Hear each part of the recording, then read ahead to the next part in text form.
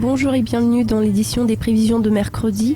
Aujourd'hui, nous jetons un coup d'œil au dollar australien contre le dollar néo-zélandais avec John Pordham, directeur général à Pordham Investments.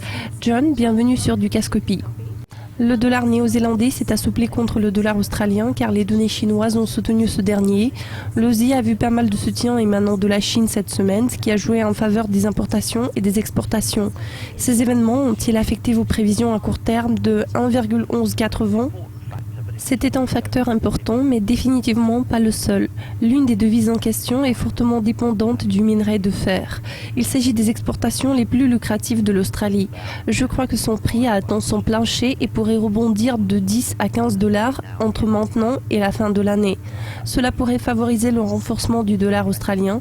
D'autre part, si nous parlons du dollar néo-zélandais, il y a certaines craintes liées au prix, notamment ceux des produits laitiers qui ont atteint leur plus haut record dans le monde entier en février et cela pourrait se répercuter sur le dollar néo-zélandais.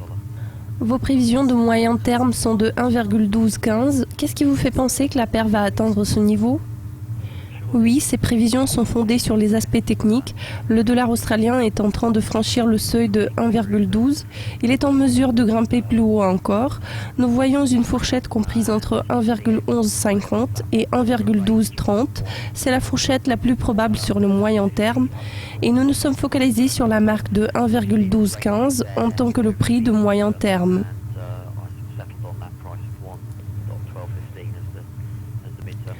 Vos prévisions pour 12 mois misent sur le niveau de 1,1325. Quels moteurs clés du Kiwi Aussie s'annoncent à l'horizon et peuvent pousser la paire vers ce niveau ?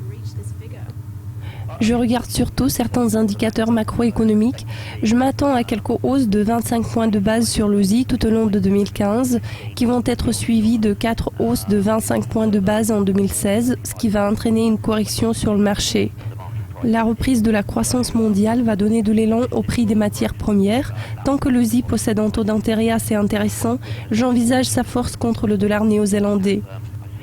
Il faut s'attendre à la pression continue sur les prix, due en partie à l'interdiction d'importer des produits de certains pays occidentaux imposés sur la Russie, en plus du ralentissement de la demande chinoise. Il n'y a qu'une petite pression inflationniste en Nouvelle-Zélande, car l'inflation d'année en année s'est ralentie de 1,6 à 1,2%.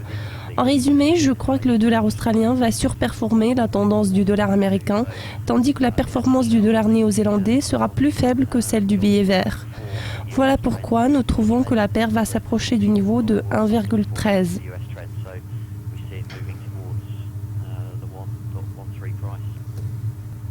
John, merci de vos commentaires. C'était un plaisir de vous parler. Cela conclut cette édition des prévisions. Rendez-vous vendredi pour une nouvelle émission. Au revoir.